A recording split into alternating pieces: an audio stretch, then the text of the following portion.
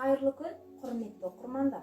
Ақтоғай орталық кітапханасы сіздердің назарларыңызға ата заңды құрметтейік атты тарихи кешін ұсынады.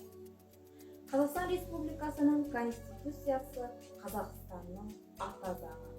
Конституция 1995 жылы 30 тамызда бүкіл халықтық дауыс беру арқылы қабылданды. Қазақстан халқы мемлекеттік биліктің қайнар көзі, өзінің егемендік құқығын баянды етті. Ата заң қабылданған күн 30 тамыз.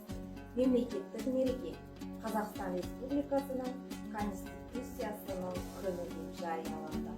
Бұл жаңа Конституция Қазақстанның 4-ші ата заңы. Құрылымы кіріспеден 9 бөлімнен 98 баптан көптеген тармақтар мен тармақшалардан тұрады. Конституция барлық заң салаларының негізі, ал оның нормалары басқа заңдар үшін басты қағида болып есептеледі.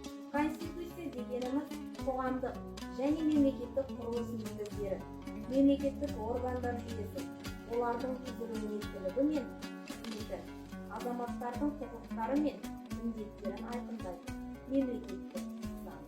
Конституция бүгін мемлекетімізді мекендейтін халықтардың тыныш әрі бейбіт өмір сүруінің кепілі болып отыр. Қазақстан Республикасының Конституциясының ең жоғары заңдылық күші бар. Әрбір азамат өзінің құқықтары мен бостандықтарын қорғау үшін Конституция оның нормаларын пайдалана алады. Сонымен, Қазақстан Республикасының Конституциясының елдің басты саяси құқықтары заңға бағыну, тәртіп, ал тәртіп бар жерде тәрбие, тиянақтылық сияқты адамға тән қасиеттер бар. Сол қасиеттер қоғам дамуына негіз бола алады. Өз отанын танып сүюі, оның заңдарына бағынуы, бұл әр адамның азаматтық жауапкершілігін сезінуі, өз елінің алдындағы азаматтық борышын орындауы.